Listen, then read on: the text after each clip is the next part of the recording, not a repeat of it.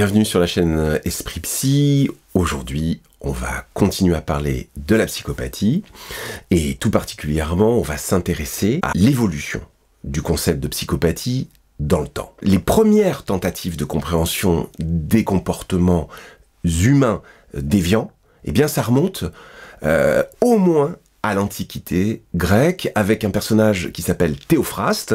Alors Théophraste, c'est un disciple du philosophe Aristote. Il s'intéressait aux types moraux dans son œuvre intitulée alors Les Caractères, qui sont en fait une série de 30 portraits et qui décrivent autant des traits de personnalité que des comportements finalement humains typiques. Vous y trouverez le flatteur, l'avare, le coléreux, et il y en a 30, hein, donc voilà. Alors ces descriptions, à l'époque, elles visaient autant à moraliser, on peut dire, qu'à observer avec finesse la diversité des comportements humains. Et c'est passionnant, parce que imaginez que son initiative d'écrire les caractères, ça remonte autour de 319, 320 avant Jésus-Christ. Donc, faites le calcul, vous ne serez pas loin de 2300, 2350 années. Bien entendu, les observations de Théophraste, elles restent rudimentaires. Elles sont bien sûr pas encore une conceptualisation clinique de la psychopathie, mais on retiendra que ces observations, eh bien, elles marquent un effort, on peut dire précoce, pour catégoriser les personnalités selon leurs inclinaisons sociales ou antisociales. Maintenant, il me semble que dans l'histoire du concept de psychopathie, il faudra attendre le début du 19e siècle avec Philippe Pinel, qui est un médecin et psychiatre français, Cocorico, et puis ce Pinel, donc on peut le qualifier de pionnier de la psychiatrie moderne. Hein. Il a introduit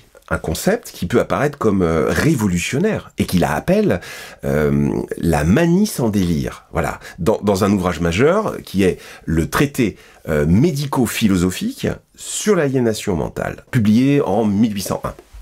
Alors c'est en observant des patients impulsifs et violents, sans qu'ils manifestent de symptômes psychotiques, hein, pour autant, ils manifestent pas d'hallucinations, ils manifestent pas des idées délirantes, eh bien c'est en les observant que Pinel va démontrer pour la première fois que les troubles du comportement, eh bien ces troubles ils peuvent exister indépendamment d'une altération de la pensée dite rationnelle.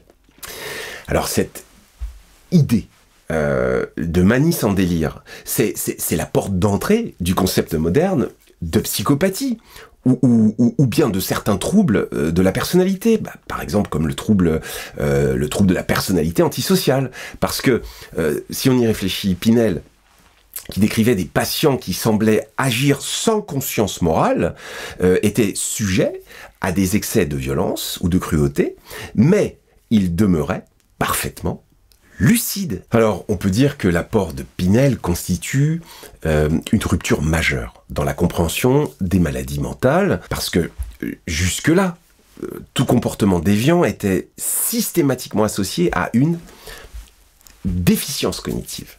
Alors, déficience cognitive ou morale. Et Pinel, lui, il souligne que ces troubles, eh bien, ils relèvent davantage des émotions et des comportements. Et par là, donc, il introduit une distinction qui m'apparaît clé, c'est-à-dire que entre psychose et ce que l'on pourrait aujourd'hui qualifier de trouble de la personnalité. C'est cette distinction qui ouvre une voie à une réflexion scientifique sur les liens entre la rationalité, l'émotion et la transgression sociale. Quittons Pinel maintenant pour aller à la fin du 19e siècle, et on va rencontrer un autre pionnier, Émile Kraepelin, qui va approfondir ses idées et proposer une vision encore plus complète de la psychopathie. Donc, à la fin du 19e siècle, Émile Kraepelin, psychiatre, il va approfondir les idées de Pinel, mais pas seulement, il va élargir leur portée, hein, notamment dans les éditions de son traité de psychiatrie. C'est publié à partir de 1883. Il y introduit le terme de personnalité psychopathique, alors oui, qu'il utilise pour regrouper des comportements déviants, variés, et puis ces comportements qu'il a observés donc chez des patients, ces patients. Donc ce concept de personnalité psychopathique, ça marque une avancée importante en intégrant des profils qui ne se limitent pas aux cas violents ou impulsifs. Hein.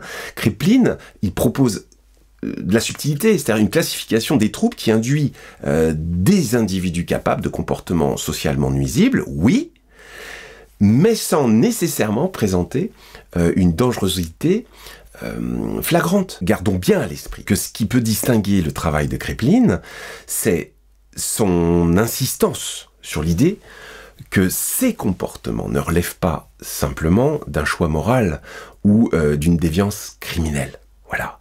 Il conceptualise ces comportements comme des traits profondément enracinés dans la personnalité et influencés par des facteurs émotionnels et sociaux. C'est très important parce qu'il faut imaginer qu'on est fin 1800 et donc il dépasse les modèles purement moraux ou répressifs de l'époque. Il va apporter ce qu'on pourrait définir comme une légitimité à l'étude des personnalités psychopathiques. Même si, oui, le terme psychopathie chez Kraepelin, il englobe plus que des comportements et des traits que la définition moderne de la psychopathie a, hein, d'accord? Oui, ok. Malgré tout, ce travail de classification, il a démontré que la psychopathie est bien plus qu'un simple comportement déviant.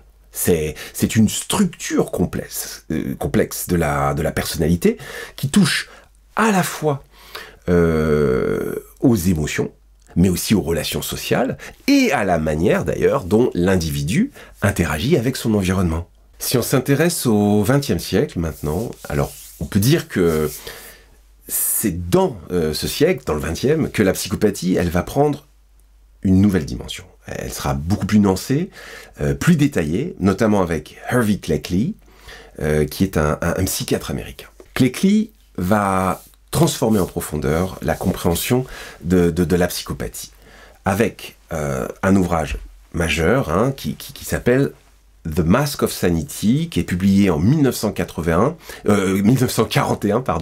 et qu'on peut traduire par le masque de la normalité, parce que sanity, c'est un terme qui joue sur plusieurs dimensions, sur plusieurs facettes, hein, dont celui de la raison, de la normalité et de la santé mentale. Donc Cleckley s'amuse à proposer ce titre-là, parce que il propose une approche novatrice en décrivant les psychopathes, alors non pas comme des marginaux violents, mais comme des individus capables de se fondre avec aisance, une étonnante aisance, on pourrait dire même, dans le tissu social.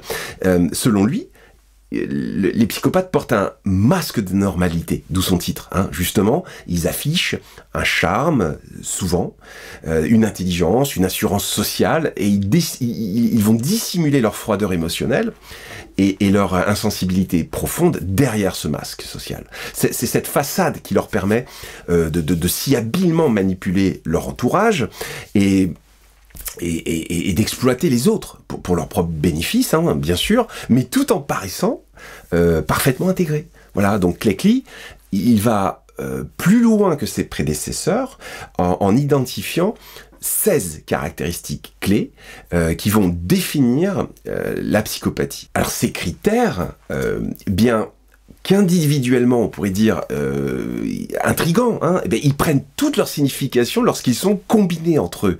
Ils forment ainsi une personnalité à la fois fascinante, mais autant que destructrice. Hein. Donc Cleckley, il met en lumière un paradoxe qui peut paraître fondamental. Les psychopathes sont des individus qui peuvent être souvent, on va dire, brillants, charismatiques, mais en même temps qui sont émotionnellement vides et incapables de ressentir une empathie authentique. C'est des individus qui peuvent causer des dégâts considérables dans la vie de leur entourage, mais ils arrivent en même temps à éviter les soupçons grâce à leur apparente normalité. Cette description approfondie de la psychopathie par Cleckley, elle va influencer durablement la psychiatrie et la criminologie.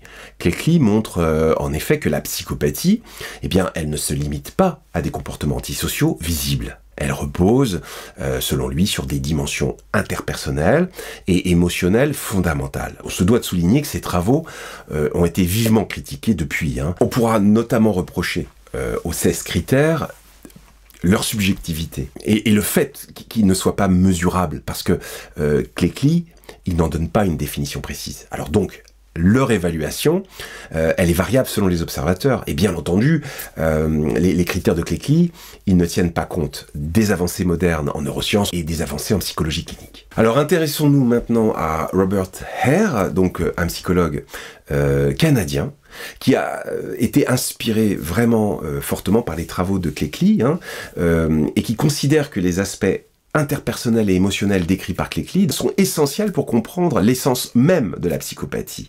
Alors en 1979, il va créer ce qu'on appelle la PCL, donc en français c'est l'échelle de la psychopathie, dont le but reste de fournir un outil clinique pour mesurer la psychopathie. Alors c'est basé sur des critères décrits par Harvey Cleckley dans le Mask of Sanity, on en a parlé, et précisons que la PCL, elle est initialement conçue par Hare pour être utilisée auprès de populations carcérales et notamment, surtout, par des détenus présentant des comportements criminels. Alors, Hare était clairement insatisfait de l'outil diagnostique du DSM-3 et il a eu, on peut dire, la motivation en révisant sa PCL, donc en devenant la PCL-R, de créer un outil plus précis et adapté à une utilisation élargie, notamment dans des contextes cliniques ou criminologiques. Donc, arrive en 1991 la fameuse PCLR, donc l'échelle de la psychopathie révisée. On l'étudiera ensemble dans une vidéo dédiée, mais précisons aujourd'hui que la PCLR-R, c'est un outil qui permet d'évaluer les traits psychopathiques de manière standardisée, c'est un mot important, et que comme Cleckley, Hare, il va chercher à intégrer à la fois des dimensions émotionnelles et interpersonnelles, ainsi que des comportements antisociaux mesurables. Cet outil marque donc un tournant dans la clinique et dans la recherche et dans la criminologie, parce qu'elle offre un cadre plus précis pour distinguer la psychopathie des autres troubles de la personnalité. On étudiera en détail les items de la PCL-R dans une prochaine vidéo. Précisons bien sûr que cette échelle, elle ne fait absolument pas l'unanimité.